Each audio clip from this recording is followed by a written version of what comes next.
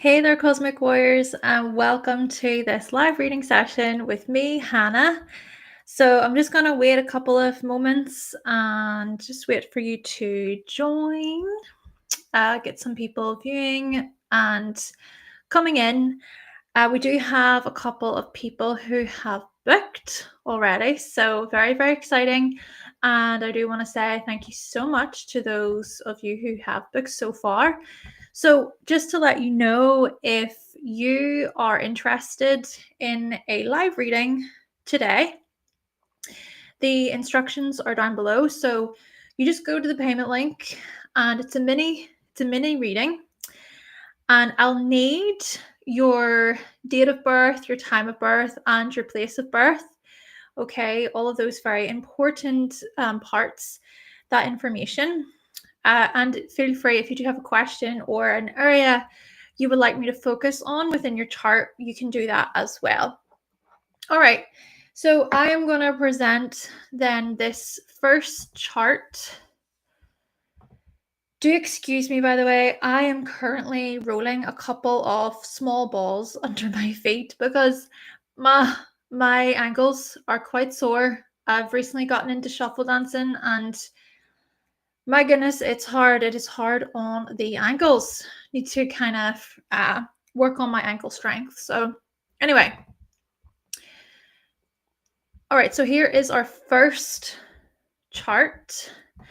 Just let me retrieve the information for this individual. Yes, so Sammy, this is for Sammy. Thank you, Sammy. And you want to know your question, strengths and gifts which can help you handle any weaknesses when it comes to your vocation. All right, let me just take a moment to look at your chart. Okay, great. Hi, hello. Welcome to all joining in. Hi to you, to Petite, to Hacker. Welcome. Amazing. Okay, let me just take a moment then, okay, and look at this chart.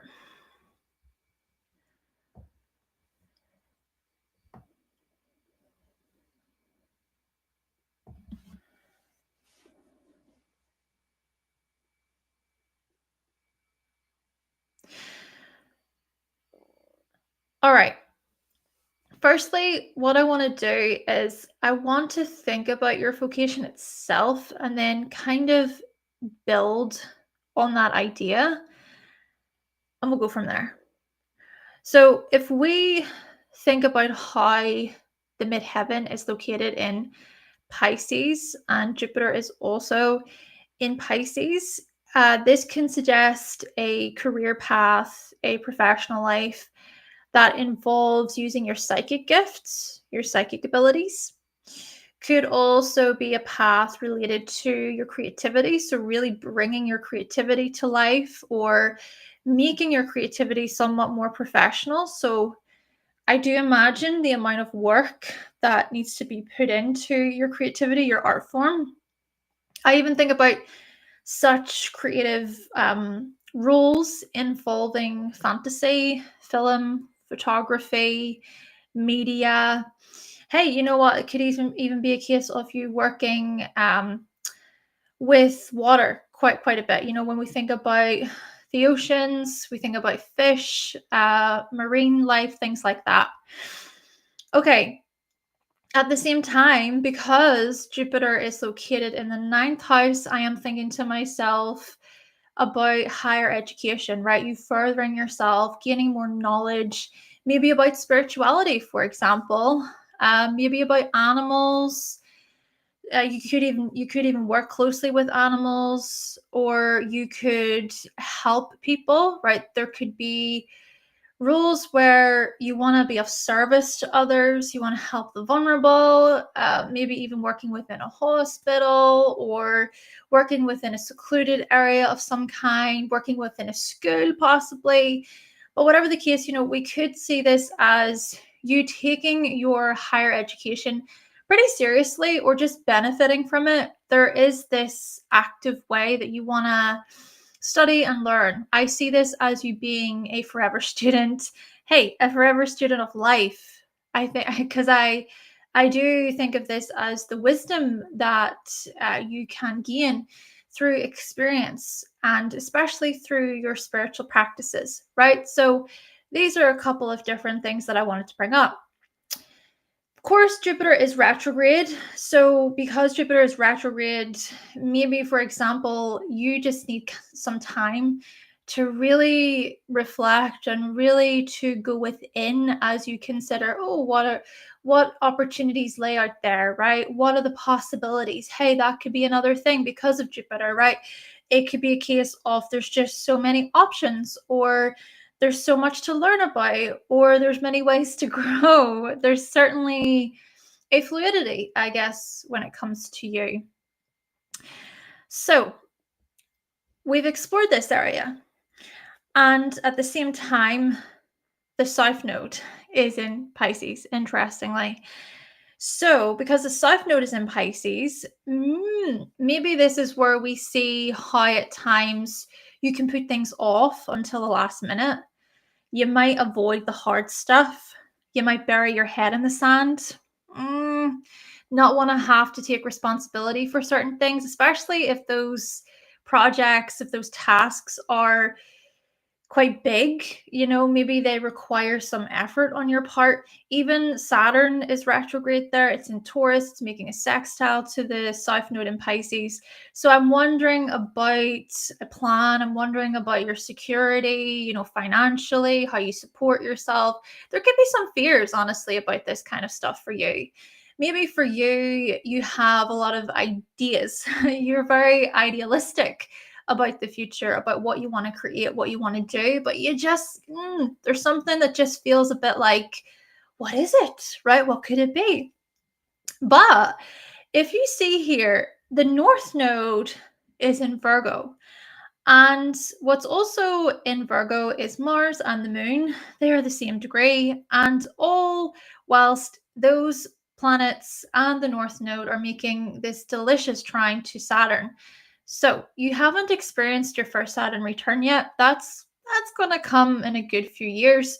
Before you get to that point, with Saturn transiting your 10th house over the next couple of years, few years, okay, until about 2028 or so.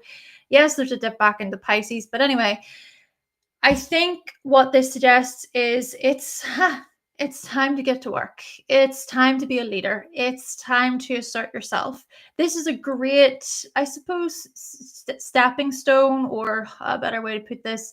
It's a great opportunity to prove yourself. It's a good opportunity to step up. That's it. To step up and to hold yourself accountable for your actions. And of course, your Saturn return will come around 2028, about that time. Okay. Right. So what can this suggest?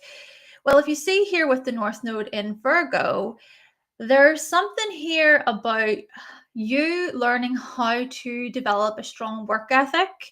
There's something here about you maybe getting out of your own head a little bit and refining your skills, actually doing the work, right? So you ask this question of how can you draw from your strengths rather than, so to draw from your strengths is a way to help you when it comes to weaknesses. And I think a part of your strength here is learning how to be efficient, productive, learning how to assert yourself when it comes to especially communication and education and learning things like that. I think also because the moon is with Mars there's something significant about you asserting yourself through emotion, asserting yourself through your feelings, but you're going to do that in a very analytical way, in a way where you're being quite methodical. You are paying attention to details and you can notice maybe errors. I see this as you stepping into roles that require fixing, editing, helping people, maybe mentorship, right? Maybe this is working for some significant establishment or an institution, right? Because Saturn's in the 11th house, running teams, being a project manager, perhaps. But yeah, hey, you know what? This could even be a case of you working for yourself. That could be this could be a strong indicator of you working for yourself, being self-employed, starting something off your own. But again, like I'm trying to get at here, your first Saturn return does not start for a good few years. So use this is going to be my final point. Use Saturn transiting your 10th house as a good opportunity. Make use of this transit. Make use of it by putting a plan of action into place and by being patient and by learning from your mistakes and going from there. And because, just another point here, because Mars, the very ruler of Aries, is in Virgo, hey, you know what? This is your opportunity to be practical. It's your opportunity to do the small steps to make things happen, to make things a reality. And then, of course, Mars is currently in Virgo, so you may feel this. You may feel this push right now, which makes a lot of sense given your question. Anyway, Sammy, thank you so much. That was yours, and I hope you got it okay. All right, actually, let me just do this instead. Okay, cool. Right, let me have a look. Next.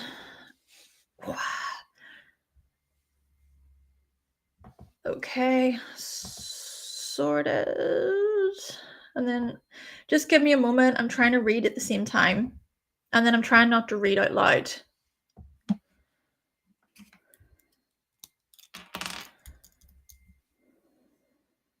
Okay, so no special question. No problem. All right, I'm just going to enter in your details. You know who you are. There's no special question. That's all good. I'm just entering your details. I'm such a hypochondriac, people, honestly. Can you tell I've got a Virgo rising? I'm such a hypochondriac.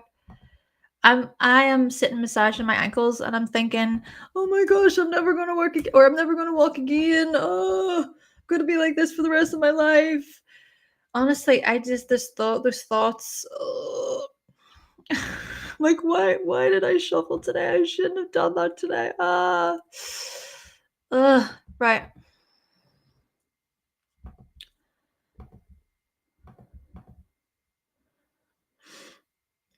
Even last week, my hip was slightly sore, just slightly. And then I was thinking, oh, I'm going to need a hip replacement, honestly. Okay.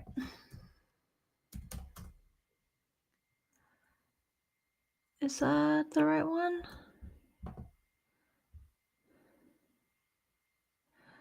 Hold on. Let me look. Oh, okay, I see.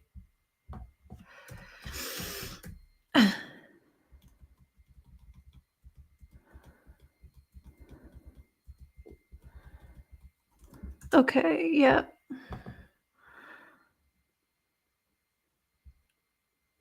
Oh, okay. Time, location. We've got time, we've got location. Let me check the other email.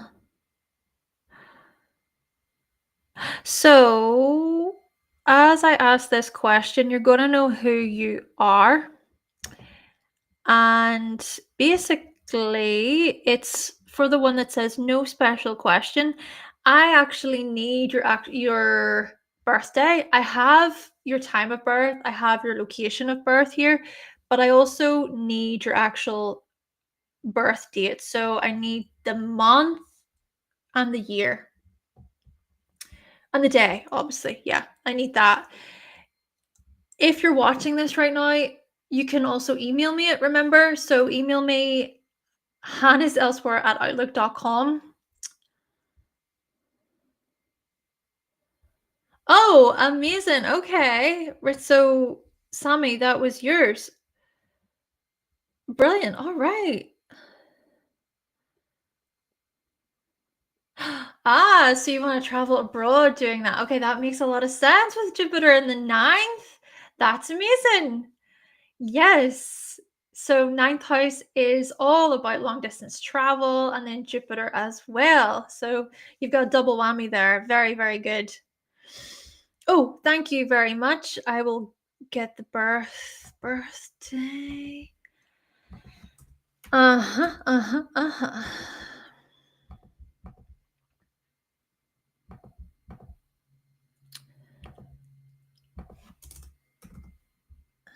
Double checking all my information.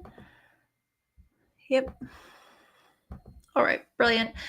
And hello to Louise. Welcome, and welcome to Concerned. Welcome to Kundalini. Kundalini, I think Lisa. Lisa, is it? Amazing. Okay, no problem. We've got you here. Yes, we've got you booked in for after this one. So let me just retrieve this information.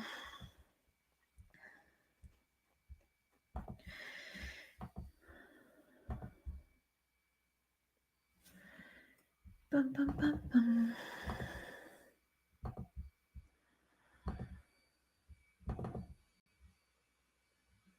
So this is a general reading, essentially. No problem at all. I'm just retrieving it.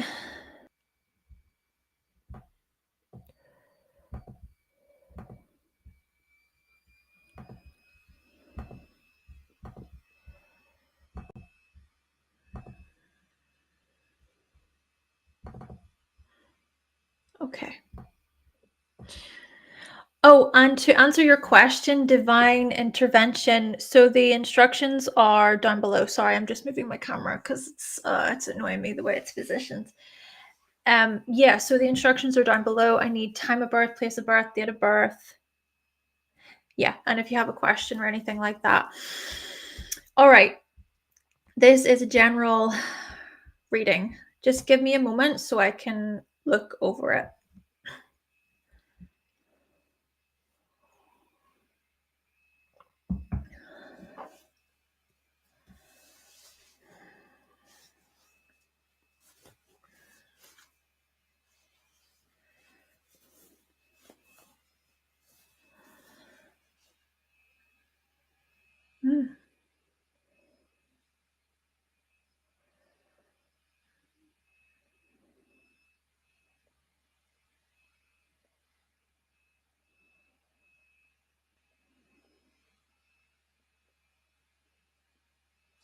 Let's see.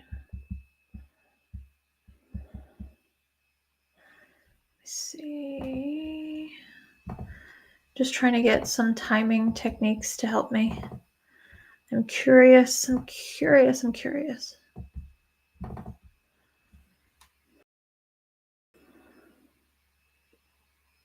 10th house. Okay.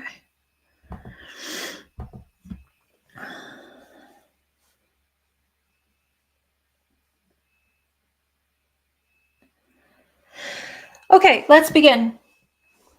First thing I am going to say here, of course, given the fact that Capricorn is on the rising in your chart, I would look at this as a big indicator of you being a very self-reliant person, right? So whenever you say you're going to do something, you do it. You can be very good with follow through. I also see this as you possessing an identity of integrity, of respect and responsibility. Self-respect may be very, very important to you. And so in this regard, others being respectful towards you is very important. Now, with that being said, we also notice that Uranus is opposing the ascendant actually quite strongly there. Uranus is located in Cancer in the 7th house. So I imagine some of the unconventional views or opinions that you have with relation to family and marriage and relationships and partnerships. Of course, given the time you were born, I wonder about the kinds of standards and the social norms, especially when you were growing up. And maybe in some way you went against the grain, right? Now, this can also show up as your independence or your rebellion, your unconventional ways, maybe not being so accepted, especially by your family, by your parents. Perhaps in this regard, you were seen as an annoyance at times or as defiant, or maybe it kind of felt like your family had to try to control you or uh, try to settle you down a little bit. So there could have been those things that occurred, though I can't help but think that you were and still continue to be a bit of a rule breaker anyway. I see this as you making up your own rules to an extent, whilst, you know what, yes, also being quite respectful and mindful of the rules too. And here's the other thing. Interestingly, Saturn itself, which is your chart ruler, is located in the 12th house, and the North Node is also there in Sagittarius. Right. I am thinking to myself about how throughout your life, so if we think about, the age you are now and the life you've lived, I think you're at a stage in your life where you are pretty sure about your principles, about your morality, about what you think is the right thing to do and the right way to be. I even consider your spiritual principles, especially here, and how so much of your life path has been tied to really figuring out and discovering what you stand for, what you believe in, what resonates with you on a much deeper level, right? And maybe it's been through travel, it's been through exploring other destinations around the world, it's through different studies that you've learned these really, really valuable lessons. And then I'm also thinking about how you pass what you know on to others, right? You you have learned so much about life and so much about especially life through your own experiences. And so yeah, there's an importance here of passing on your knowledge, your wisdom to other people. And I also further want to say here that we see how the midheaven is in Scorpio along with the moon. Okay, well, I mean, this combination can certainly suggest a lot of transformation that has occurred throughout your life. Hey, you know what? Maybe it has been through loss, it has been through endings and pain and suffering and everything that you've come to understand life on a much deeper level. And I think also there's like an acceptance. There's such an acceptance with what you know and what you understand. Could even be where you have followed a path, your life's work has been tied to, could be supporting women or victims or people who really need help, they're in vulnerable positions. Could even be working quite closely with death and loss and people who are grieving. So, to a large extent, maybe guiding people through loss, supporting them through loss is a big part of your purpose, actually. Hi, to think about this even more on an even more sensitive level, I consider friends and groups and certain ideologies even that have ended for you. But, whatever the case may be, I still see this as you being this continuous learner, student, constantly questioning, constantly evolving as a person too, which I am thinking here with your sun being in Taurus. It's interesting because you can be a very solid person. Your Mercury's also in Taurus, it's opposing the moon. Yeah, you can be a very solid person, and maybe you like what you like what's familiar, you like what's comfortable, you like what's safe, what feels supportive, what's tangible. But equally, I think that there is an inner part of you that is always evolving. It's like you can't fully recognize the person that you were maybe a few years ago, and then a few years before that, and then before that. It's as if you have lived so many chapters, or so many lives, even. Yeah, so many lives. And you go through these deaths and these rebirths, right, where your identity, it continuously falls apart and then is built back up. It falls apart, it falls back, or it builds back up.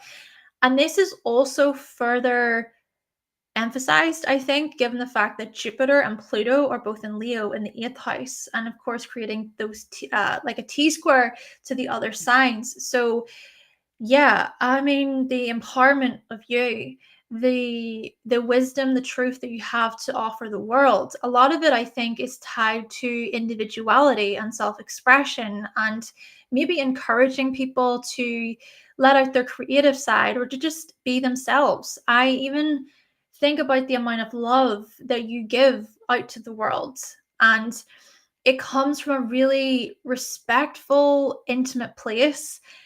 You don't do superficial. You don't do superficial, even though your Venus is in Gemini. And yes, this can be quite flirty and fun, when we think about love and relationships. But actually, when it comes down to it, you need the raw, the real, and the authentic. Okay, so that was your reading. Thank you so much. It was a general reading, and I hope it was okay. Of course, I could go on and on and on and on. I could, but these are mini readings, and if you do want to book a full reading with me where you have more of my time, you can go to hannahselsewhere.com. Okay, moving on then.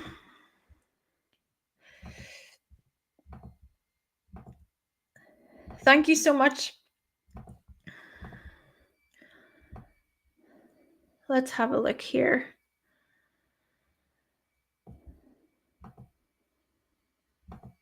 We do have a couple of other people who have booked in as well. Thank you so much. But if you just give me a moment, I am reading this one. It's a longer one. I might need my glasses. Hold on a second. Let me just put my glasses on, and then I want to see what I look like in the in the webcam. Hello to New Moon, Alchemist. Amazing. Yes, brilliant. Thank you so much.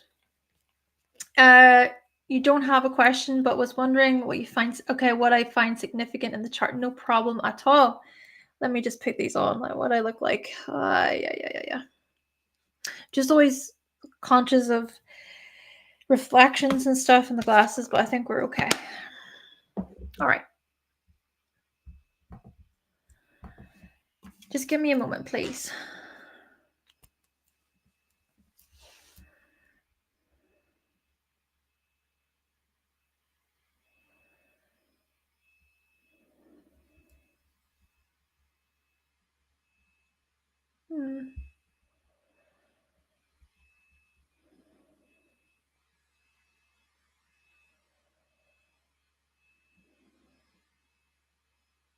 Okay. All right, Lisa. I am going to enter your information. Let's see.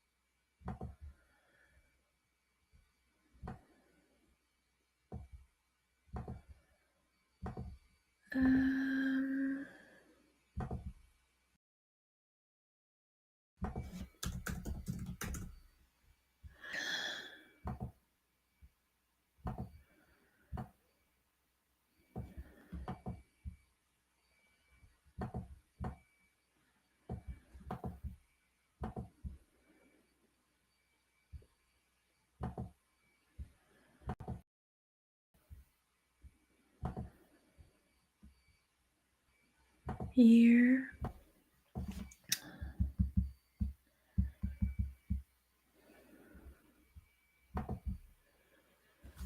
Sixth. Ah, okay, sixth. Interesting. Right.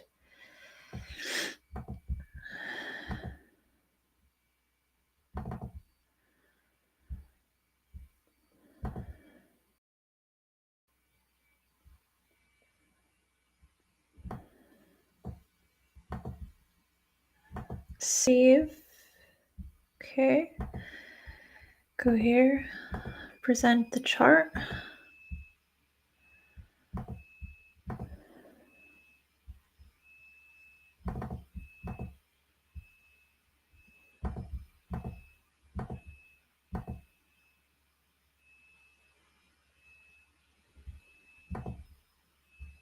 Oh, sorry.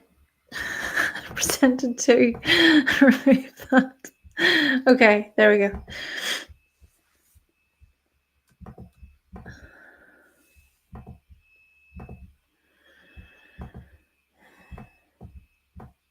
Just give me a moment then, Lisa, and I want to look over your chart and your question again. I just really want to take it in.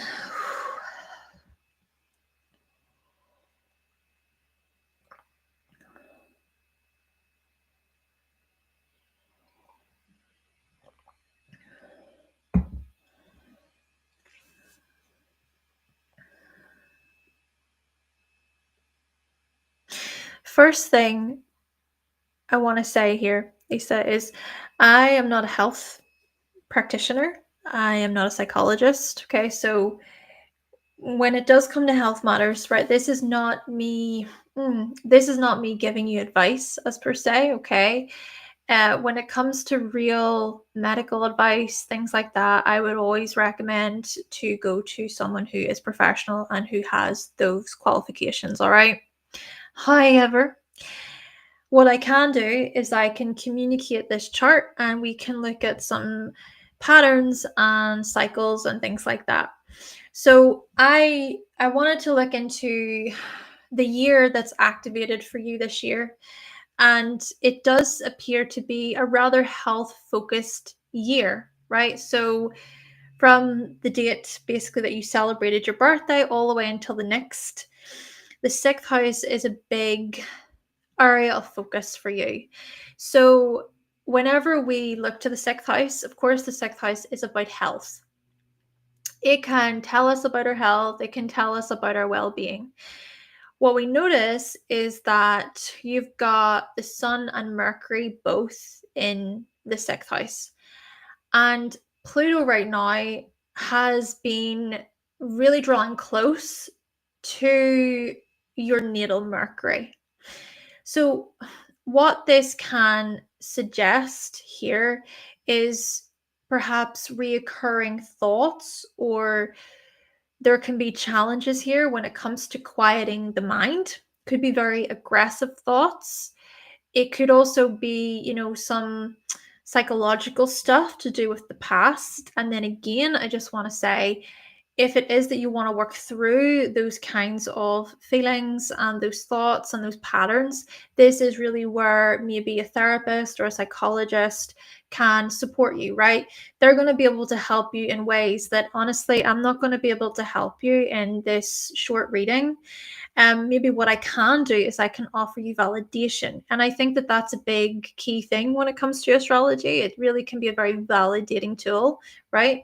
So, indeed, what we see here is that when it comes to the mind, there's a seriousness, there's a heaviness. Now, there's more to this, right? Because Pluto is currently retrograde. It will be retrograde for a good while, right? I think Pluto goes retrograde at least once a year, and it's a very long retrograde. It's slow. So, what I'm thinking here is I don't want to look at this as the entire time that Pluto is on your Mercury, it's going to be doom and gloom and it's going to be horrible and everything else. How about we be proactive with this, right? How about we look at this as an opportunity, right? As an opportunity to explore maybe these unconscious drives, these unconscious motivations within you. And then to further add, you're also going through this Pluto square in astrology, the Pluto-Pluto square can be confronting. It can, right? Because it sort of forces us to look deeper within ourselves. It forces us to explore our shadows.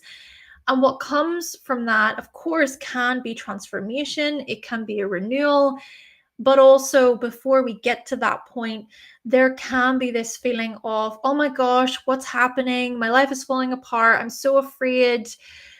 So, it does appear as if, when we think about the way the astrology is, this is a process.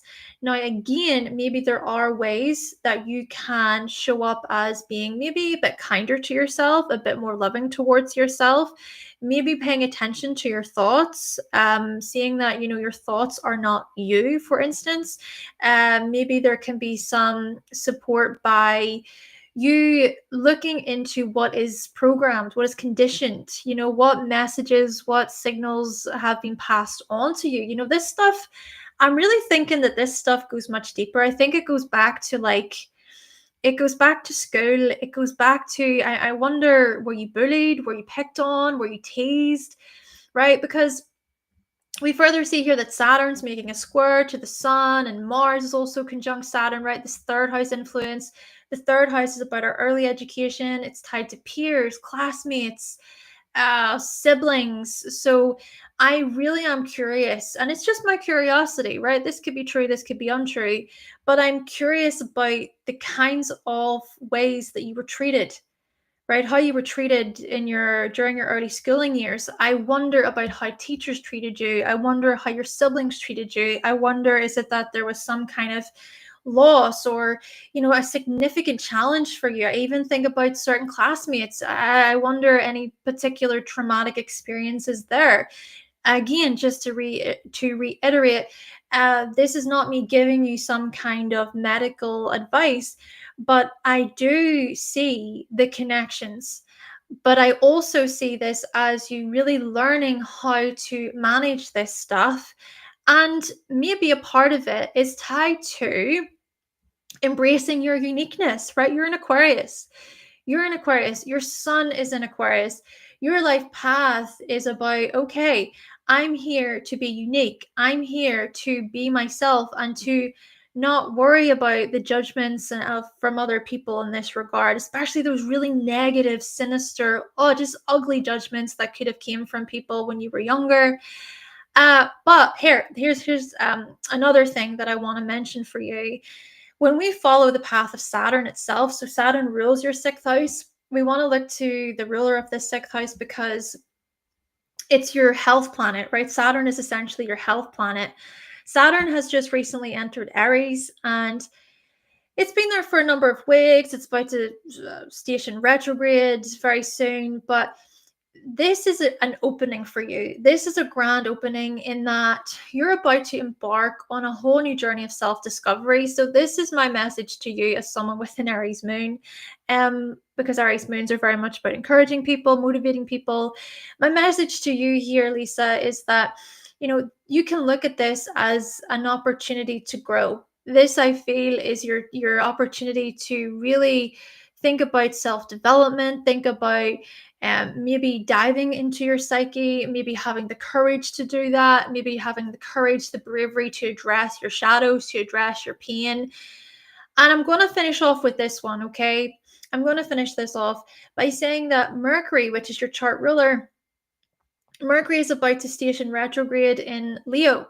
So that's going to happen throughout July time. I think July, August, something like that. But anyway, throughout the summer, take this as a time, as a time maybe throughout the summer to reflect, right? To go within, to get quiet, to try and journal, to get the thoughts out, to, hey, you know what? Watch shows that you really love. Like, try to do things that create this spark of joy within you. And I know, saying that, it's like, how can I say that to someone who is feeling so lost, so stuck? You're probably thinking that, no, Hannah, why would you say that? But hey, you know what? I think Mercury retrograde in Leo, it can really point towards this stuff. I think about your inner child. I think about creation and producing and the things that just make you smile, even if it's a little thing. Hey, Mercury retrograde in Leo could also be an indicator of you finally deciding, you know what, yeah, I'm going to book in and I'm going to see someone professionally, etc. Maybe you've already done that, right? That could also be a thing here. I do wonder. But I do just want to say that I wish you all the best in this way. And I can't keep going. Of course, this is a mini reading, but I hope I was able to shed some light on some encouragement. Oh my gosh. Okay. So yeah, you were. All right. It's heavy stuff. That's heavy stuff. It's so crazy how much those kinds of things stay within our psyche, how much they impact us and stay with us even into our adult years.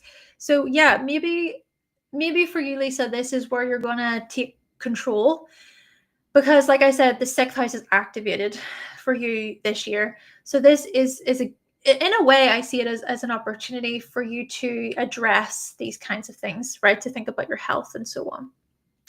Thank you so much. Okay, let's see.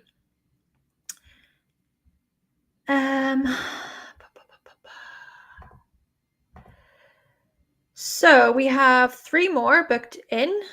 If I'm trying to keep up. Yes, we have Chris. Great. Chris, you are next in the queue.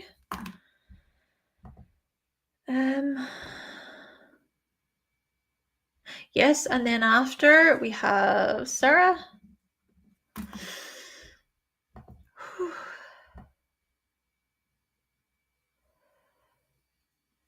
And then let me just read. Yeah, we have Eva.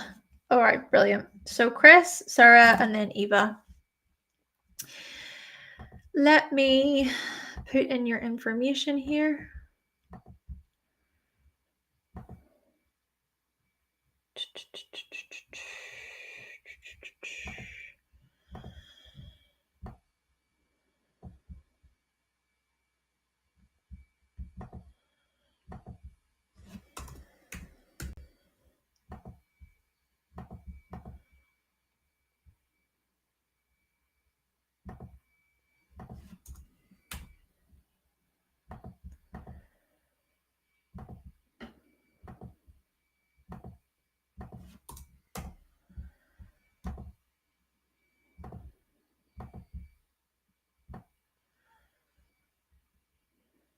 Also, just I want to ask you all, let me have a look here a second. Seeing as there's quite a few of you that are currently viewing, I do have a question, right? So basically I have completed 2 series that I've been working on the channel since December, but I want to know what you want to see from me. So let me know your ideas, like just comment ideas.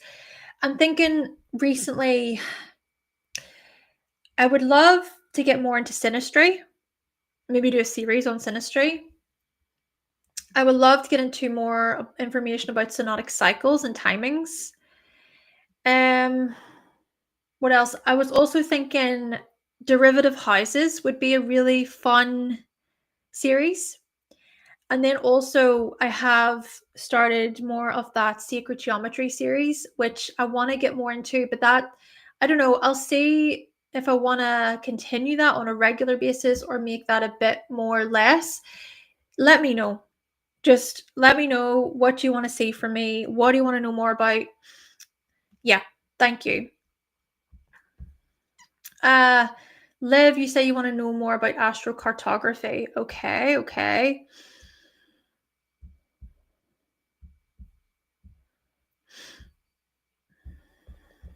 I don't know. See, with astrocartography, I can see flaws in it sometimes. I don't know. I do. I sometimes see flaws in it. But anyway,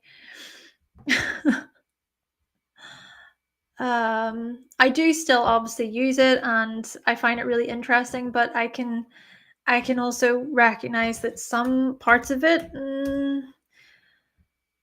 I question it. I do question it. Right, let's have a look here. December.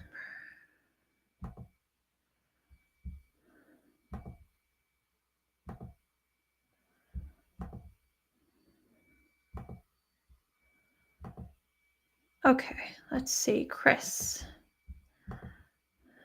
Just double checking all of your information. All right.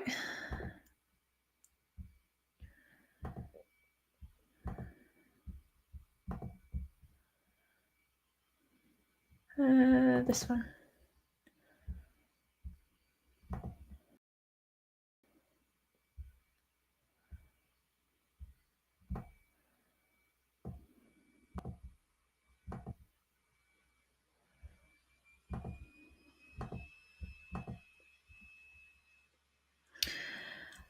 More. Let me see.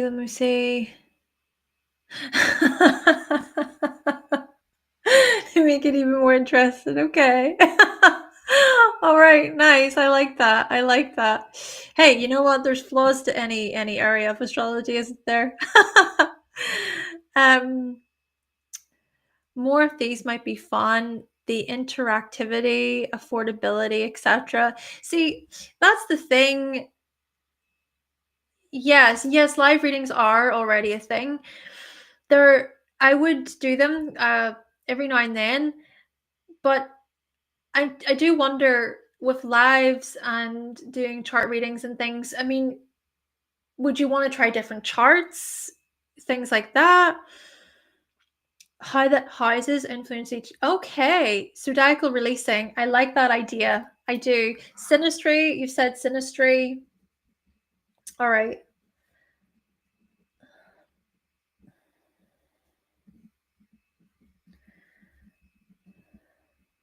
Okay. And astrocartography as well. In all fairness, uh, I love learning about the world, different parts of the world.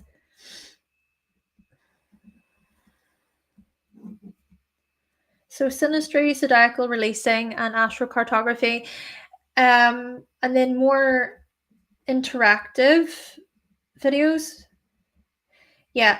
I would just need to see other ways to maybe make it interactive rather than it just always being live readings, if there would be a different thing. But anyway, let me just focus again so I can get this chart. Thank you so much for letting me know. Would you want to know more about aspects even? Honestly, there's so many. There's so many. And I always I have a bad habit of spreading myself too thin. Let's see. Why does it keep doing that? I don't know. Is it because of this? No, it's fine. So, let me just settle back in. Chris, general outlook with a detour on career, health, and well-being. Alrighty. Let me have a look. 24.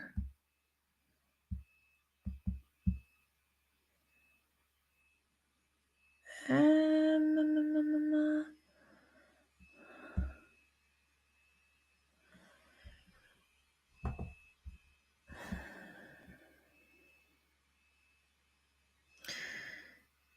44 9th. Okay. Just give me a moment so I can look at your chart.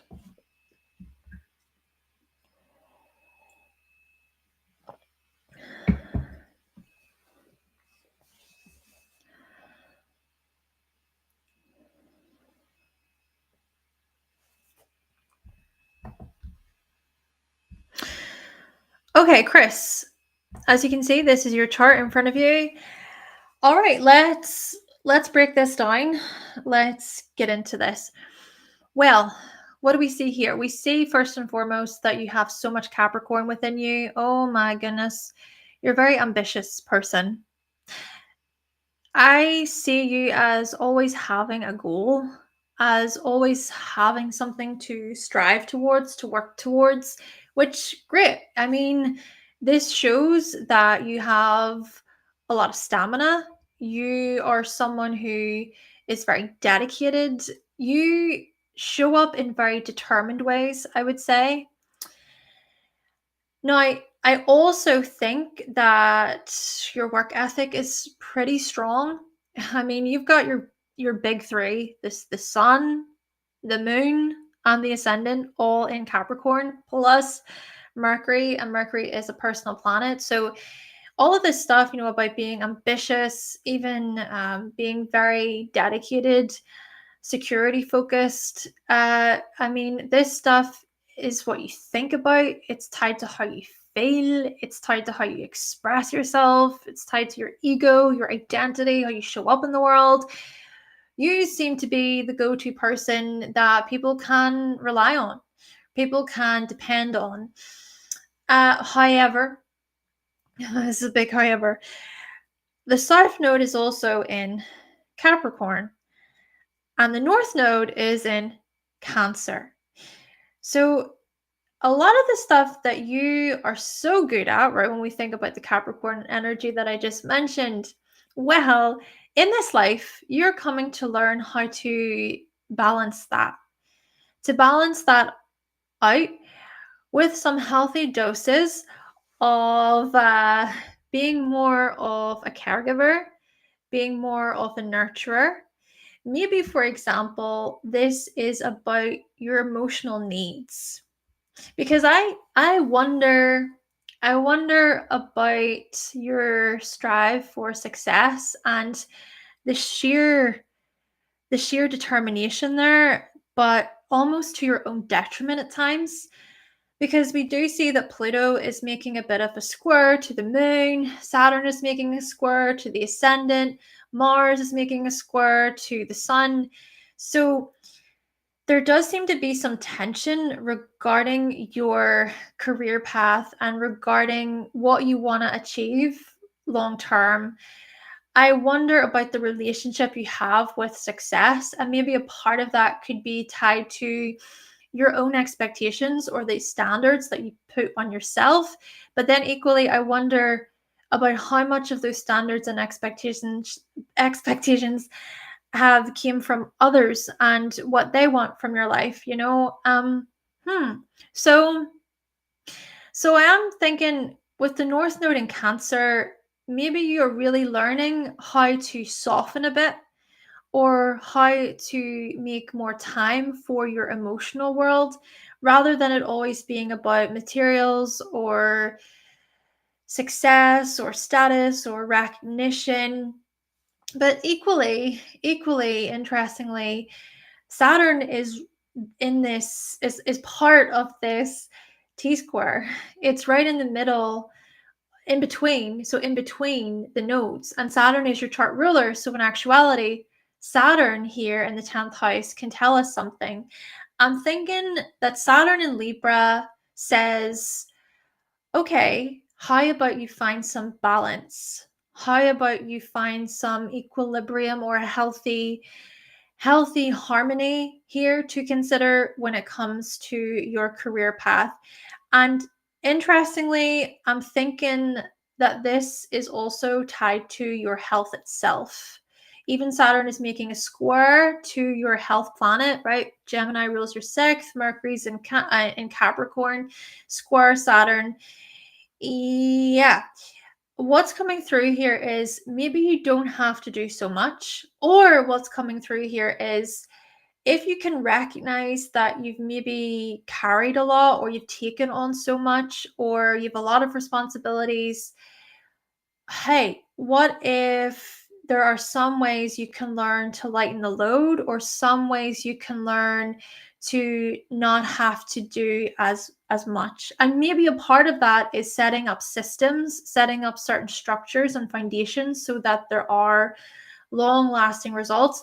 What I'm even thinking here, and it's interesting with Capricorn, the foundation is everything, because the foundation is the security. The foundation lays the groundwork for everything else that's to be built on top. But you see, I think a challenging point here with you is you can take things to extremes. You can exhaust yourself, you can overwork yourself, you can overextend yourself, because Pluto is also a part of this, especially with the moon. Yeah, so with Pluto involved, I do think about these extreme tendencies or these tendencies towards wanting power and control. And I'm not saying that in like a really negative, manipulative way where you're hurting people or whatever. I just mean where it's like you need to be in control of the project, in control of the team, in control of the career prospects and everything. And nobody else can help you, nobody else can support you. Back to the North Node. North Node in Cancer in the seventh house of relationships says, let people help you, let people be a part of your success, let relationships in. Stop starving yourself of love and connection and vulnerability and letting people into your life. This, I think, is about creating more of a safe space within your relationships. It's also, to an extent, about nurturing your relationships, letting your friends, your partners, whoever nurture you. And I'm also going to say here, because Mars is making that square to the sun and Mars is in Libra, I do wonder here about indecision. To me, it almost seems like when you go to make a decision or sort of like execute the decision, right? You go to move forward with it. I do think about how you might second guess or how you might later on think, oh, what should I have done it that way? Or should I have made that decision to begin with? So there could be a bit of some of this conflict or this tension present. So maybe in this way, what you're coming to learn, especially as the secondary progress Mars starts to really come up with Saturn there in the chart, maybe you're coming to learn to really follow through with certain actions and decisions. And hey, you know what? There are going to be certain decisions in life, certain actions we take in life where we look back and we think, oh, I shouldn't have done that. I regret doing that. But that's the beauty, I guess, of karma. That's the beauty of Saturn, right? Libra is such a karmic sign. Capricorn is such a karmic sign. You're full of those energies. This to me is about you really holding yourself accountable. This to me is about showing up anyway, even though the stuff, the work that you have to do is hard. It's difficult. I'm just going to say it like it is. Like this is not an easy trip for you. This is not an easy kind of way of being in the world. Capricorn is about the hard stuff, but what you find in actuality is the reward. You find the benefits. You do eventually reap rewards of Saturn, of Capricorn, after you do the groundwork, right? We go back to the foundation. So yeah, that's what I'm gonna say for you, Chris. I hope that was encouraging. I hope it was beneficial for you. Thank you so much. Okay, if I remove this, let me just have a look at the chat. And we do have Sarah next. Thank you so much, Sarah, for being patient. Thank you so much, Eva, for being patient. And we also have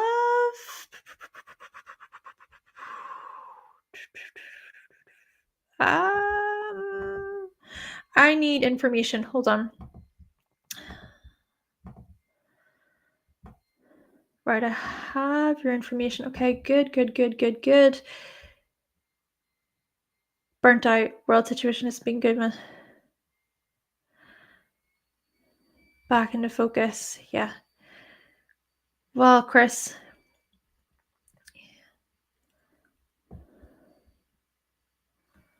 Wow.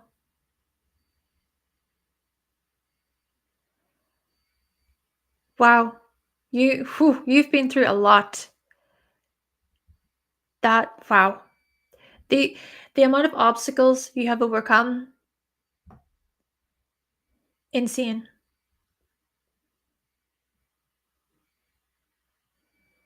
Oh, amazing. Right. Bye. Bye. Thank you so much, Petite. Thank you. Divine intervention. Hello to Jonathan. Hi, welcome to you. Okay, let me also, if I can ask a question, and then I am going to put in your information, Sarah. My question is to Robert, I hope I'm pronouncing your name correctly. I have gotten a payment from you for a reading, but I I don't have your information. I need your time of birth, date of birth, and place of birth. And then what I'm going to do now is I'm going to put the information in for Sarah.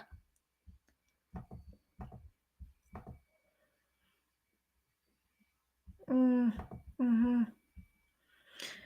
Well, Chris, you know what I am going to say to you here?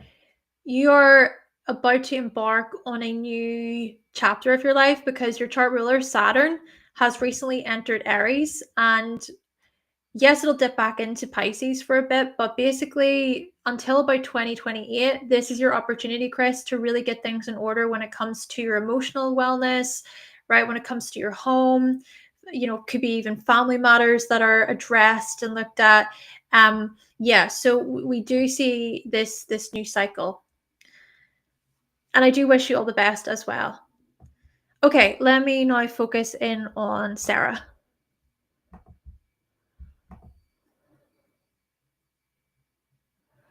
Let's see.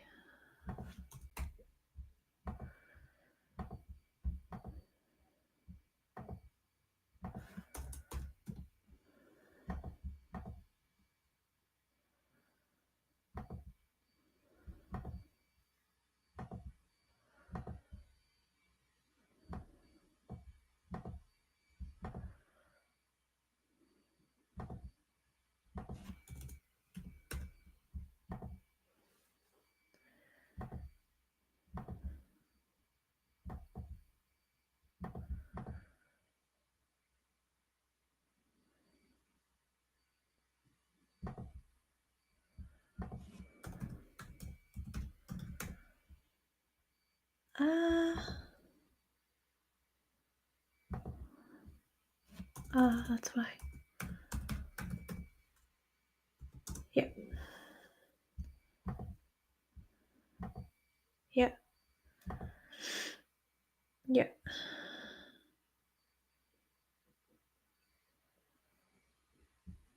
Okay.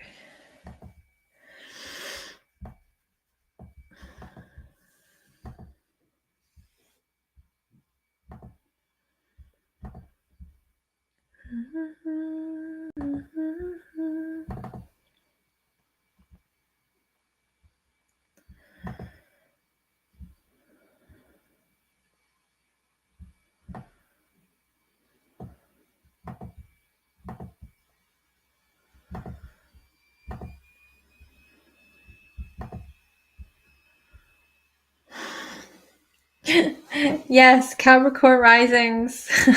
You got this, Capricorn risings. Oh, I love Capricorn risings. I know a good few in my life. Yeah.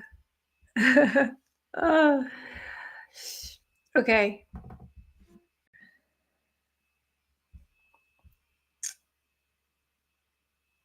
All right. Just give me a moment, please, Sarah. And I need to actually look up the chat here because I'm pretty sure you asked me a question in the chat and I think I lost it. Let me see.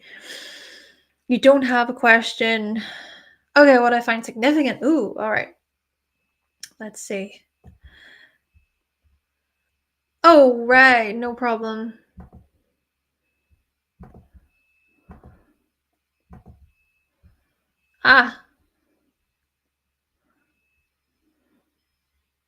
Okay, got you.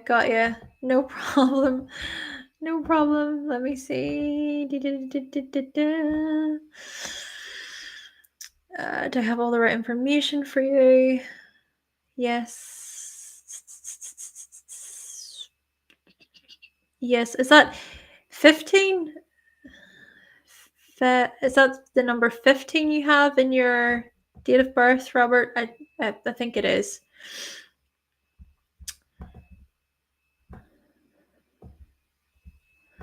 Okay, I'm just going to begin in real time. Sarah, hey, that was really, really kind of you. Thank you so much. Thank you. And I am now going to begin. And Robert, if you do message, I don't look at the chat whilst I'm reading. So I'll catch whatever you say in a moment, okay? All right, so we got another Capricorn rising in the house. Seem to be getting a lot of Capricorn risings today. Not mad about it. Not mad about it. Okay.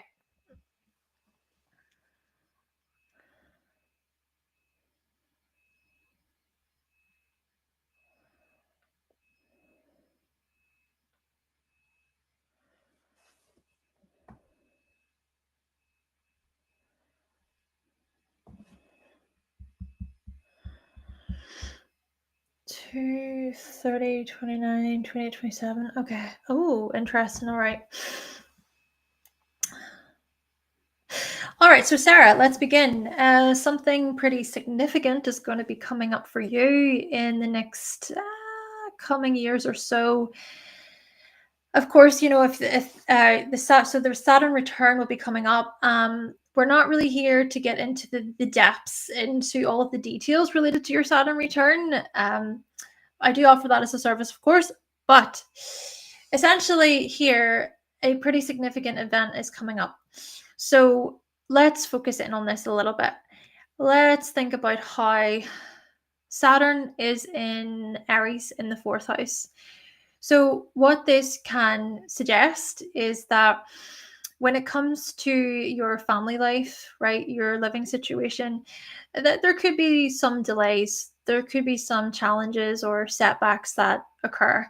I imagine this as you maybe not really knowing so much where you want to live or where you'd like to settle down.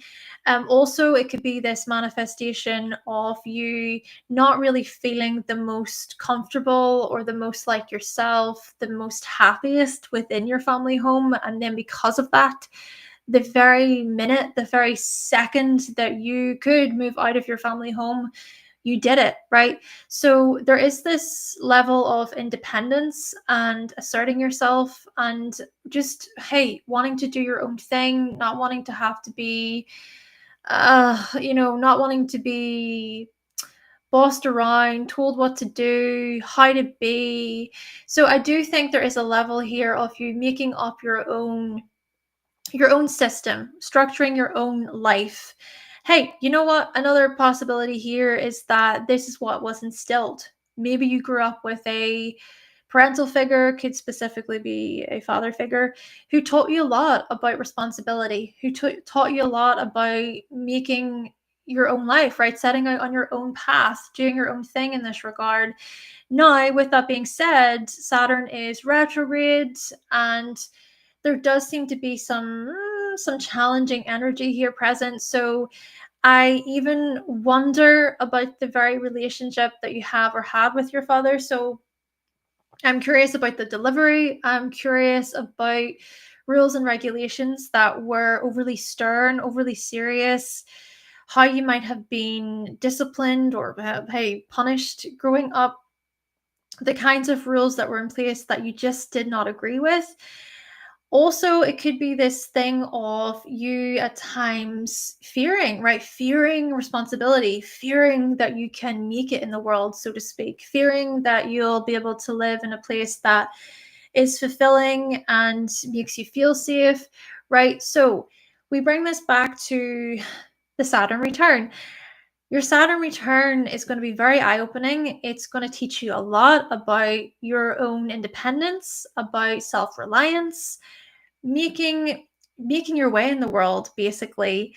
And this is all being ushered in by the fact that, well, you're currently experiencing this fourth house activation until you celebrate your birthday. I get that your birthday's it's a few months away, but basically you're laying the groundwork. This is what I'm getting. For the past year or so, you've been laying the groundwork. You've been really strongly thinking about what you want for your future, right? So let's consider more of this. Let's think about this, because we also notice that the south node is in Pisces and then the north node is in Virgo. Right, with the north node in Virgo, in actuality, maybe a big part of your path, a big part of your journey here is related to, hey, it could be working abroad, it could be studying abroad.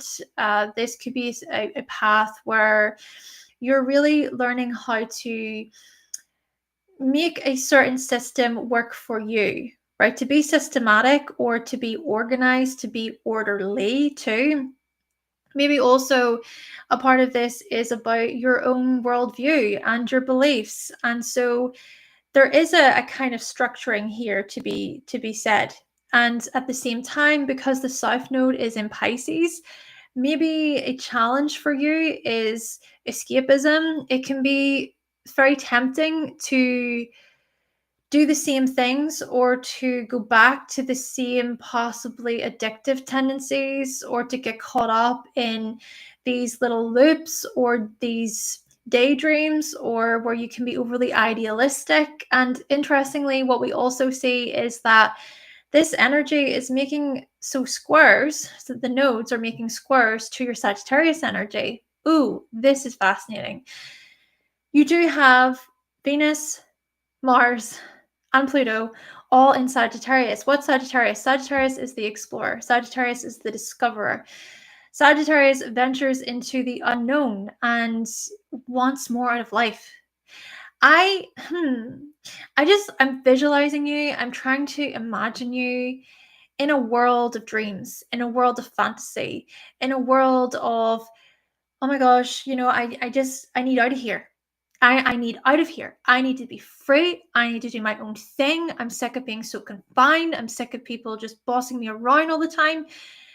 Sagittarius in the 12th can unlock so much about your beliefs, about you having the courage, about your freedom, your ability to fly. There's something here about you stepping into the unknown. There's something here about you having the bravery, having the heart to say, I want more for my life. I want more for my life. And so I see this as you doing that. I see this as you having the guts, transformation, renewal, especially spiritually speaking. I think about certain epiphanies you've had, or like spiritual awakening moments that you've had pretty young, quite young. And I also think about the knowledge that you want to bring to the world and how you want to help people. That could also be a part of your nodal story too. It's about healing. It's about helping those in need. It's about providing a service where people get practical support, practical advice. Because you know what? You are able to look at whatever you're offering and say, it helped you. Those things help you. So there's like I would say a passing on. So whatever you do is what I'm trying to get at here, is whatever you do with your life, it's going to be from a place of profound insight and inner knowing. It's going to be from a place of your own transformations and what you have witnessed. And I'm going to say here too, because you've got the midheaven with Mercury and Chiron, also in Scorpio, by the way, your delivery, right? So how you speak, how you communicate, how you share, it's really going to be from this deep place and from an investigative place where you leave no stone unturned. No stone is unturned as far as you're concerned. You want the nitty gritty. You want the raw and real, the vulnerable. You're on this mission, I think, to really assist people through their own pain, through their own trauma. I think about psychological help, psychological support for people. I also think about just bringing even your artistic gifts, your creative gifts to the world and just making a difference. Oh my goodness, you've got Jupiter in Aquarius. You've got Jupiter in Aquarius. And then you've also, so Aquarius, by the way, very humanitarian, just to add. And also you've got the moon. I'm just going to finish it off here. The moon is in Gemini, making a trine to the sun in Libra. So you're very relationship orientated. You're good with people. You're really good with people. You've great social skills. You are great with words. You are great with empathizing with other people, right? I think this is where we're going to see you flourish, truly, right? Your purpose, your potential career path, just the work you do, it's going to involve educating people. It's going to involve supporting people, empathizing with them, relating to them, hearing their pain, right? Sun is conjunct Mercury after all. and Mercury's in Scorpio, hearing their pain, hearing their stories, and you know what? Being this guide for people, like a comforting support to people, so that they can share, they can open up. Anyway, Sarah, that's yours. I hope that was helpful, and I hope I didn't talk too fast because I was quite mindful there. I hope my internet didn't go either. Oh, I always get a little bit about that. Okay, moving on. We have Eva. Brilliant. Let's see.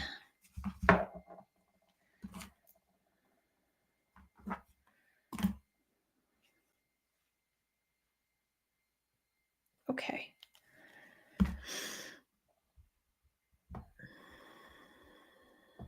I'm just putting in your information, Eva.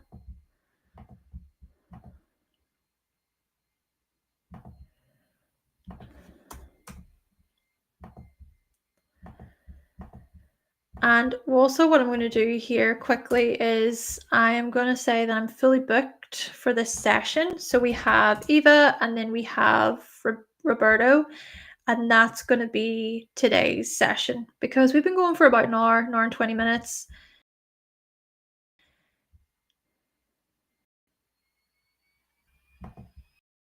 I just added this title.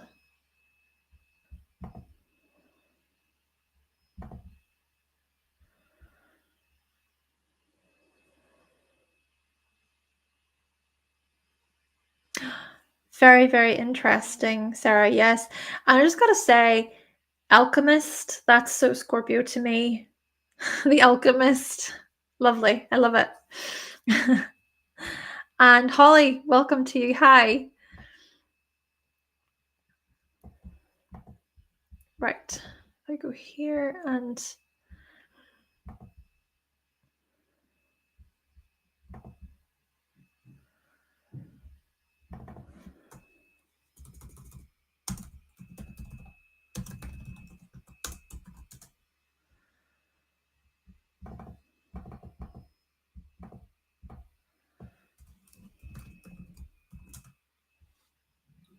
go. All right.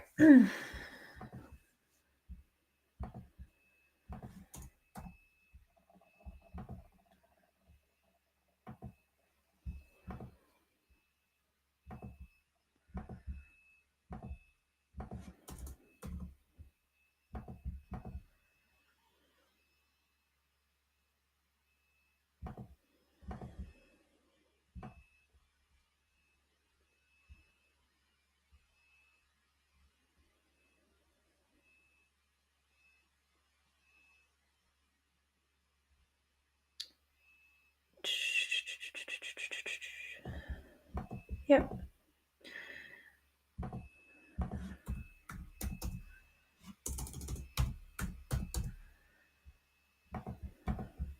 Info.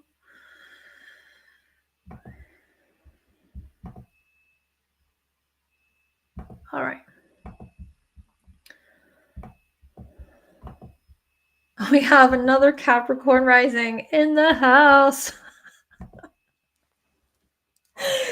Why? Why am I getting so many Capricorn risings today?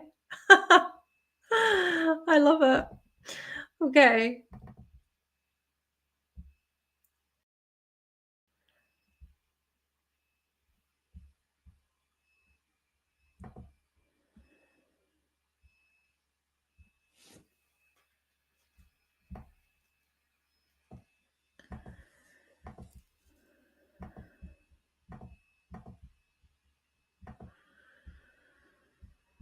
So we are currently fully booked. We have Eva's and then Robert's, and that will be us for this session. But who knows, maybe I'll be back next Sunday. Let me know. Would you like me to come back next Sunday? Sunday seems to be a good day for these. Sundays are the best days. I think because, Sunday and a lot of people are off work. It's a pretty leisurable day. Leisurable? Leisurable. Okay, let me just read your question, Eva. Relationships.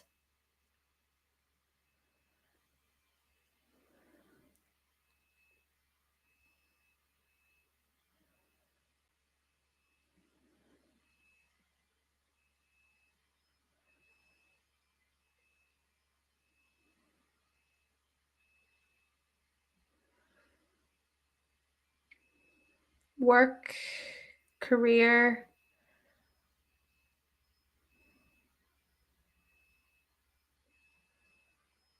Okay. Just give me a moment. I want to check something for you. So, let's have a look here.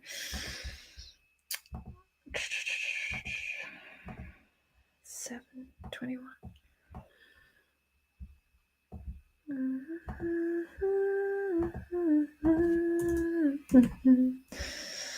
Today's 29th.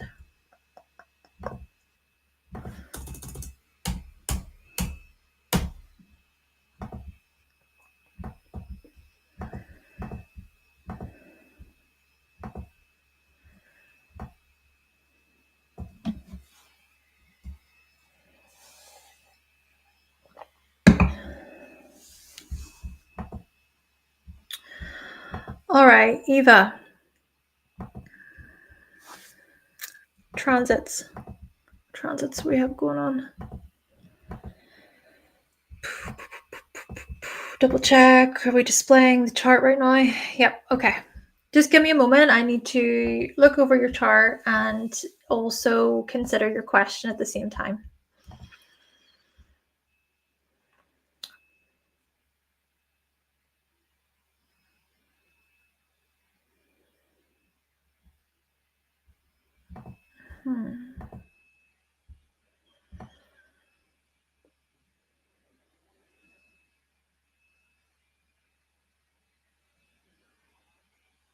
Moon.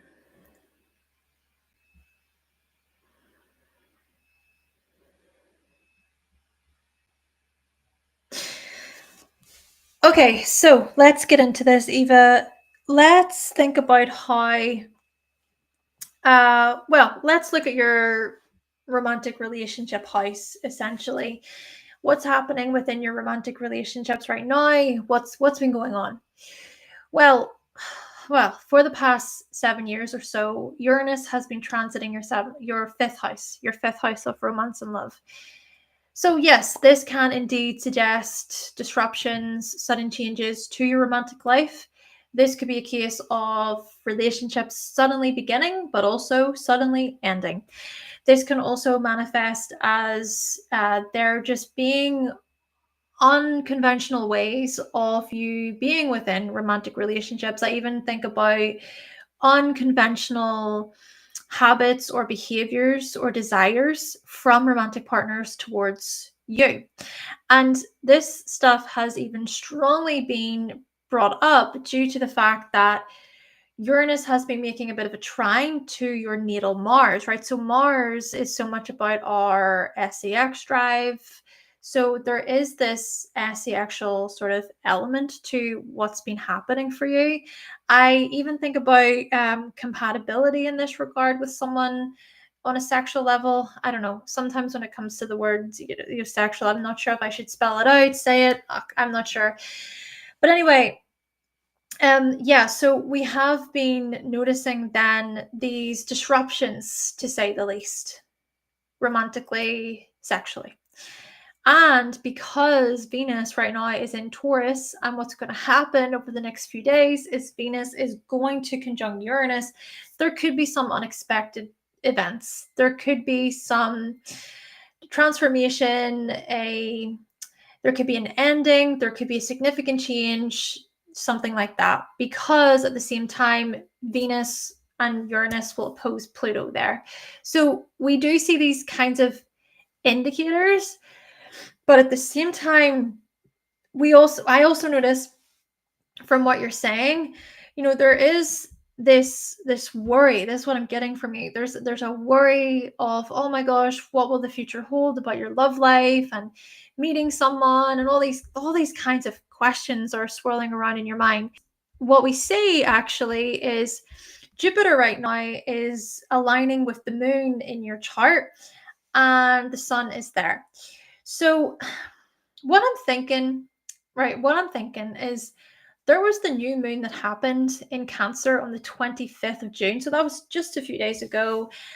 And we could look at this as a possible new cycle, right, tied to one-to-one relationships, long-term committed relationships for you, considering how you feel within relationships, how secure you feel, how supported you are within them. And Jupiter can act, of course, as this benevolent sort of planet. It can act as this enhancement, this prosperity, sure. However, given the fact that your chart ruler, Saturn, has been involved, Neptune's also been involved in this, we do see the resistance. We do see the need to wait. We see this slowing down or this having to be patient. What I'm getting from this to an extent is this question of how can you use some time just to be mindful of yourself and your independence and your individuality and what you want, what your desires are. And so, if, say, for instance, there is some kind of ending that's coming up ahead, and I'm saying that based on what you've said to me, right? I think that if that is the case, maybe we could look at this as some time to heal, to be emotional, to be okay with being upset, to get your emotions out, all of those sorts of things, especially with the moon and Cancer involved. But then equally, I also think that because Jupiter is in your seventh house, we do see some indicators of, hey, there could be a case of feeling quite blessed or lucky within relationships, for instance. There's more to this though, because what's going to happen is Venus, so Venus is your romantic relationship planet because Venus rules Taurus in the fifth. Venus is actually going to conjunct Jupiter, and that's going to happen around August time. Around August time. So with that particular alignment, sure, that could invite some sort of it could invite some sort of new chapter, a new cycle to do with one-to-one relationships. However, that alone, right? I mean, we have to think about the entire chart. And we do see that with that particular conjunction, it will make a bit of a trine to Jupiter in the midheaven. So I wonder about you possibly could be meeting someone at work. It could be meeting someone online. It could be meeting someone through mutual connections, mutual friends, things like that. But then also this stuff it could also be applied to that of your career path. It could also be applied to your professional life. So I wonder then about new opportunities with clients or customers, new opportunities when it comes to business, management, your career path, maybe doors could open. There is that Jupiter trine that will come up for you, interestingly. So yeah, I do see some exciting new opportunities for growth and expansion, of course, with this particular combination and with these alignments. Just give me a moment because I need to go back over to your question because there's some more and I can't remember what all has been said. Um,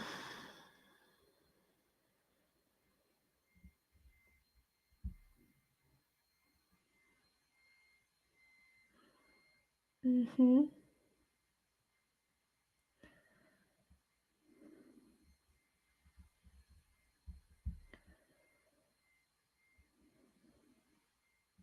Okay, so six.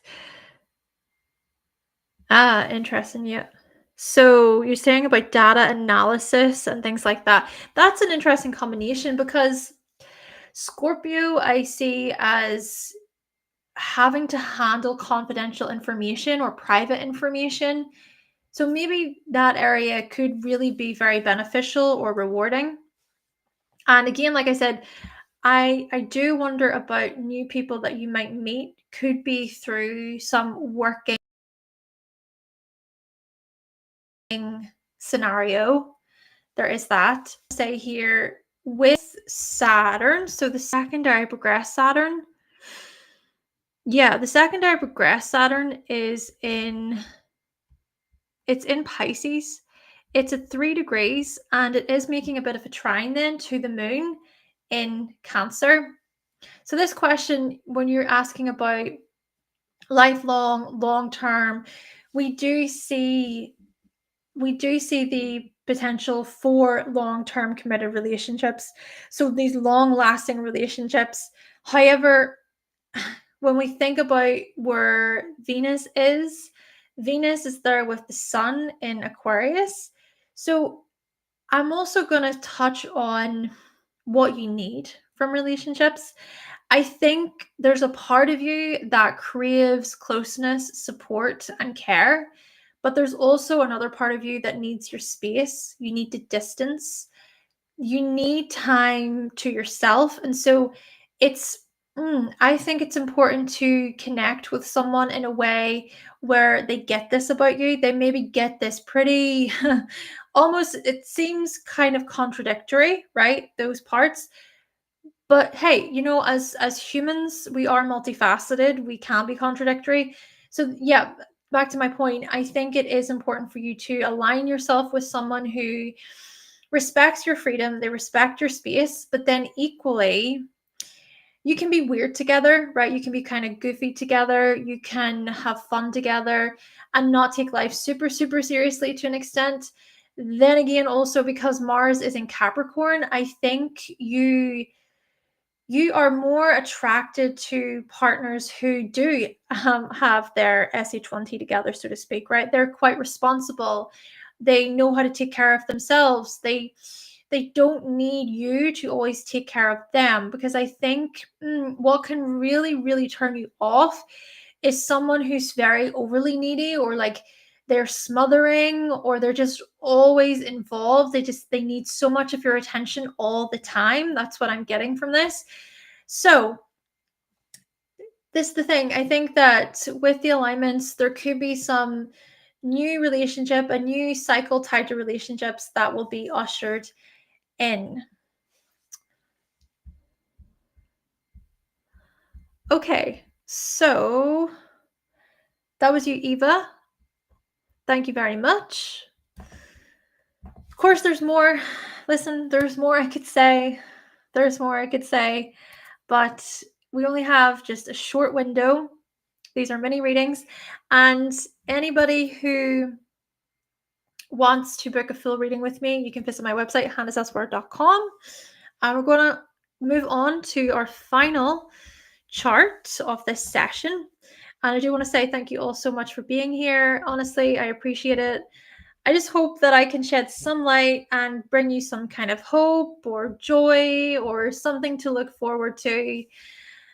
Yeah, I don't want astrology to always be so doom and gloom for people, but equally I want to be honest about what I see at the same time. Okay, let's have a look here.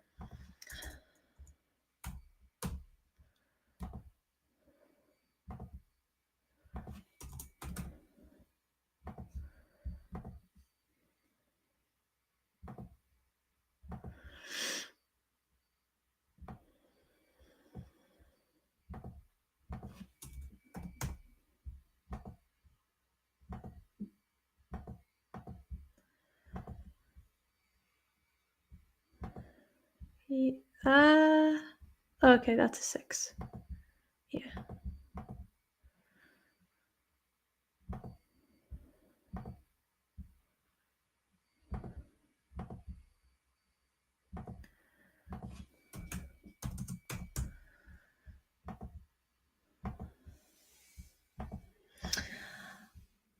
All right. Oh, thank you very much. Thank you.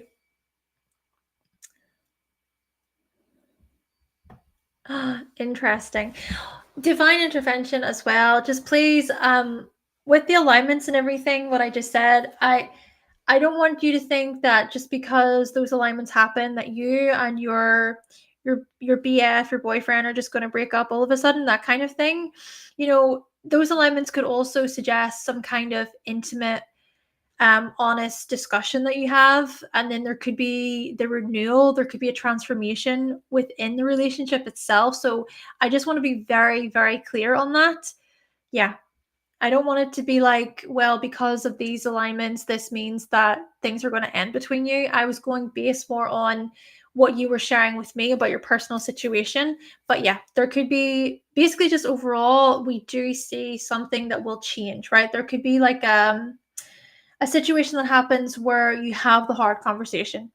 You talk about maybe what you need, what your feelings are. Equally, your boyfriend could also do that too. So yeah, I just wanted to highlight that. All right. So lastly, we do have Robert. Hello to 101. Welcome to you. So we are fully booked for this session. We are fully booked, but I am considering coming on next Sunday. Well, I don't know. We'll see. I just have to play it by ear. If you do want a full reading from me, you can always visit my website, hannahselsewhere.com.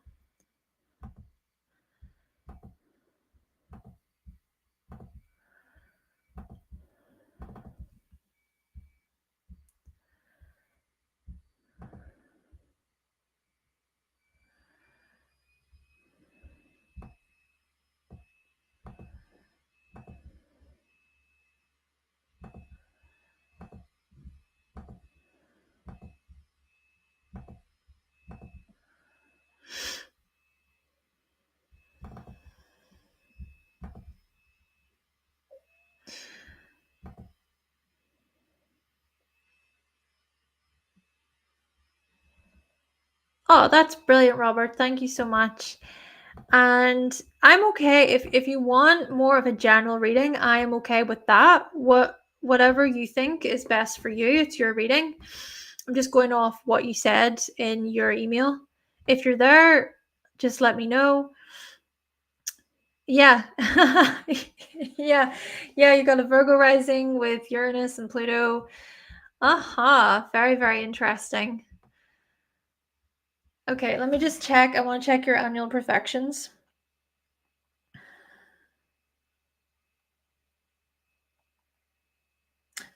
Okay, 60.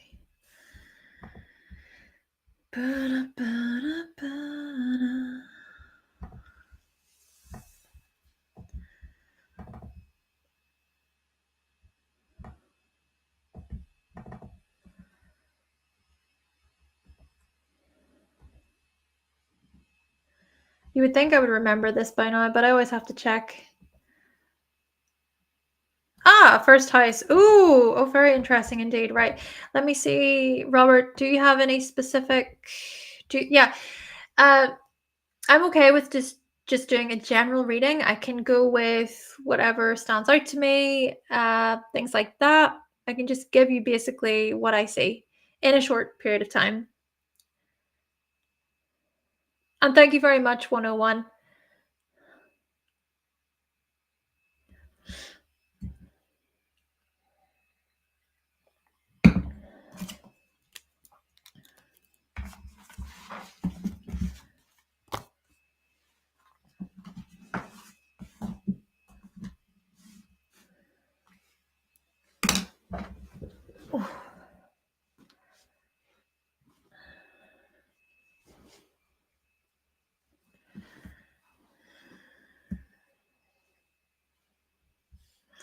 I can go ahead and begin.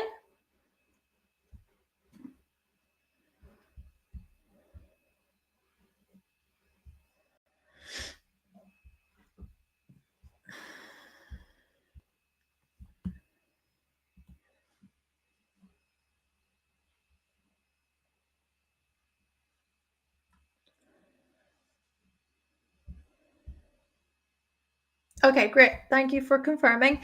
Just give me a moment, and we'll get into it.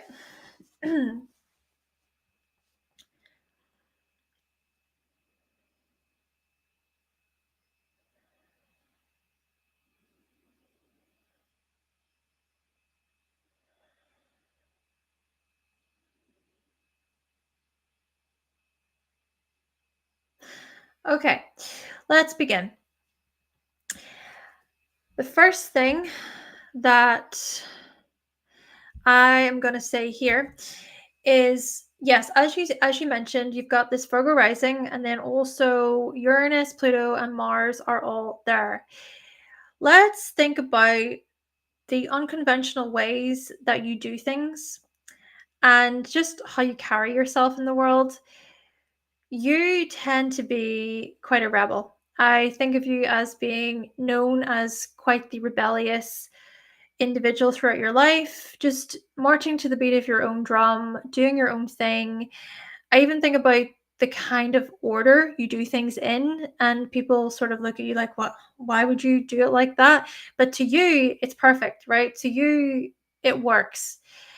And also, I think about perhaps to an extent your obsession with certain ways of doing things. It's like, no, this is my way of doing things, and I'm not going to let people tell me otherwise.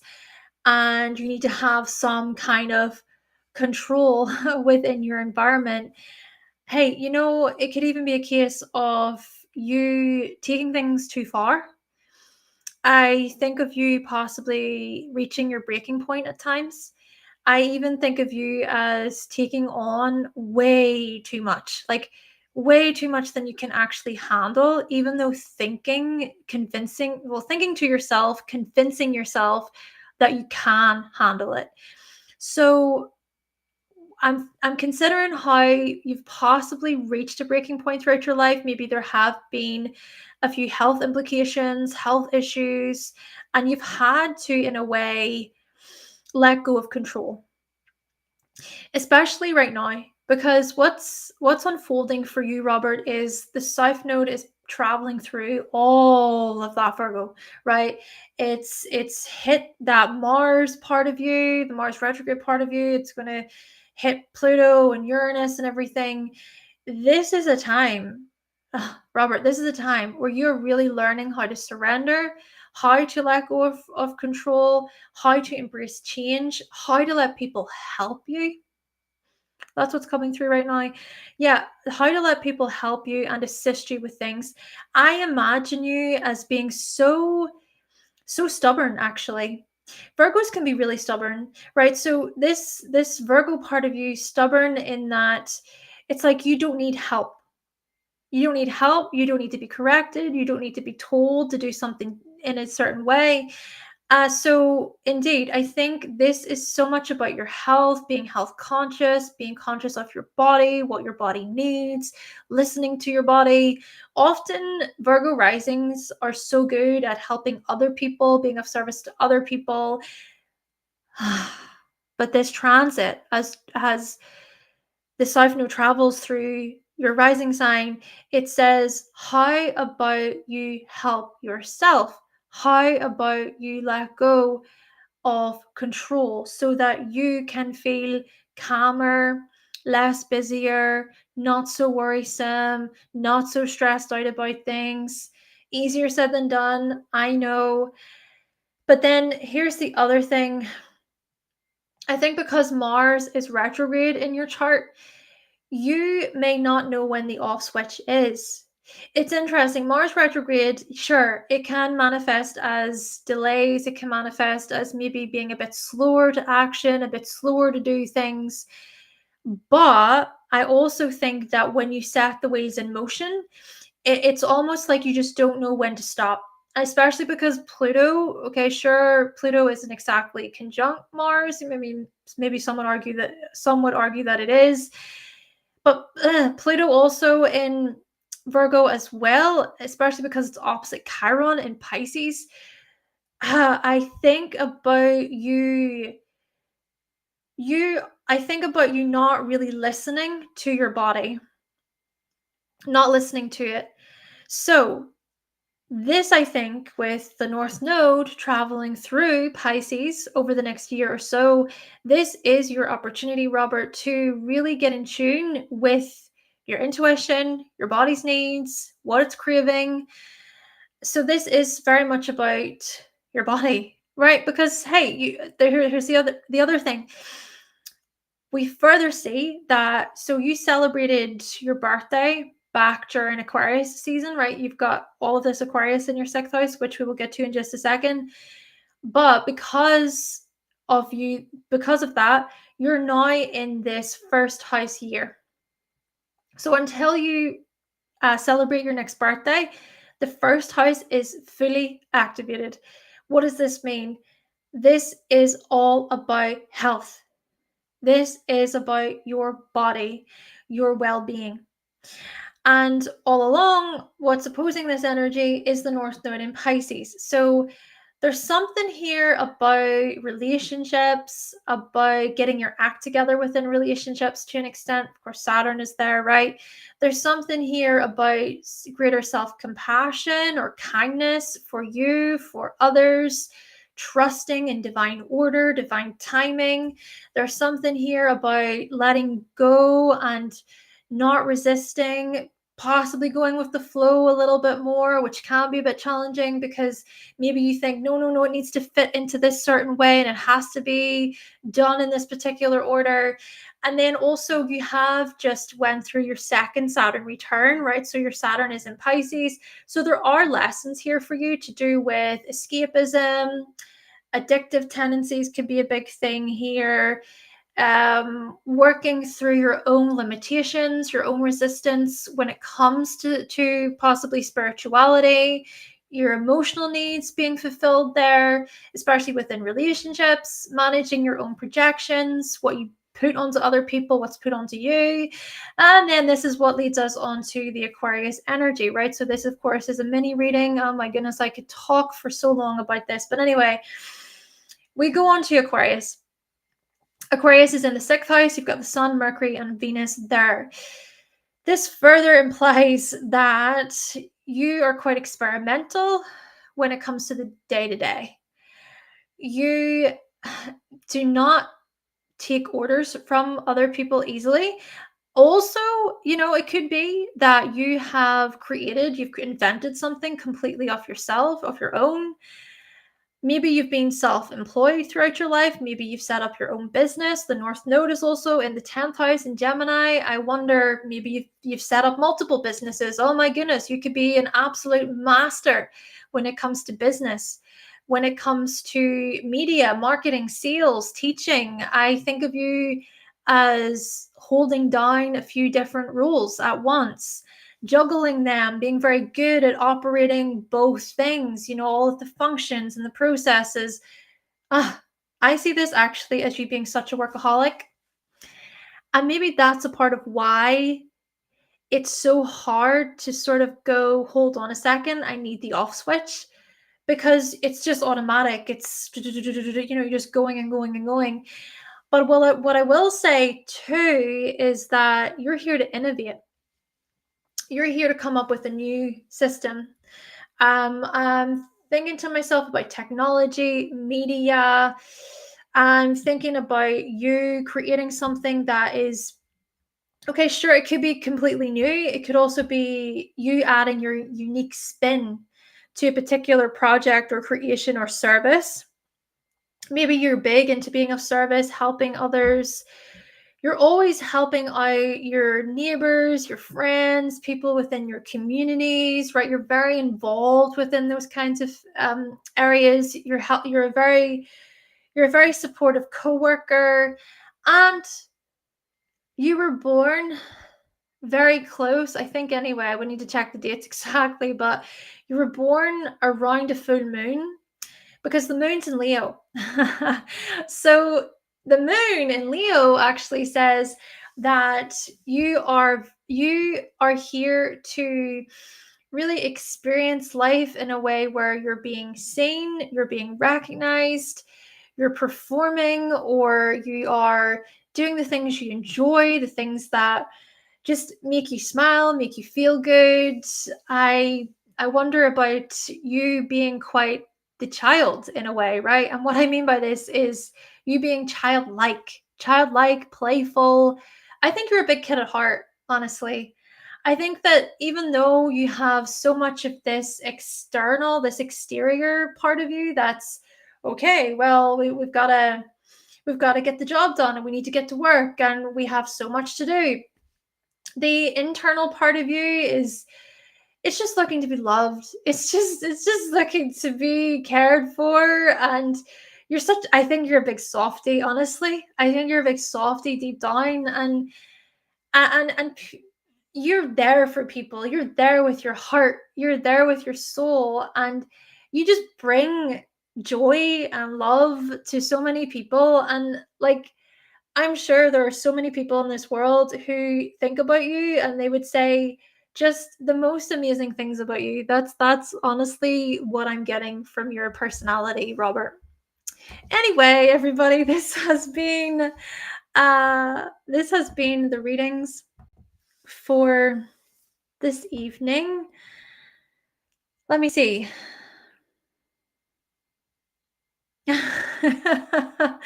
Yeah, full moon. Yeah. I hope I said full moon. I think I said full moon. I hope I did. But that's basically your reading. Yeah, the Jupiter opposite Neptune, there could be elements there tied to your beliefs and your worldview, and maybe for you there has been some complications or implications about what you believe in. This sort of, do I believe this? Doubting yourself, maybe falling for certain views or guidelines or people who preach things and then later discovering, oh my gosh, why did I fall for that? Why did I believe in that? That's not even what I truly think deep down. That's what I'm going to say about that. Of course, I could say more, but this is a mini reading and we're done. So, anyway, everybody, this has been this live reading session. Thank you all so much to all of you who have been a part of it today. Thank you kindly for being here. And again, if you want to book a full reading with me, if you have any questions, if you want to be guided in a certain way, you can visit my website, hannahselsewhere.com. And thank you also to those of you who provided some of your suggestions about different series to make. I do have that written down, and I'm going to take that away. Happy Sunday, everybody. Wishing you all the best. Thank you so much.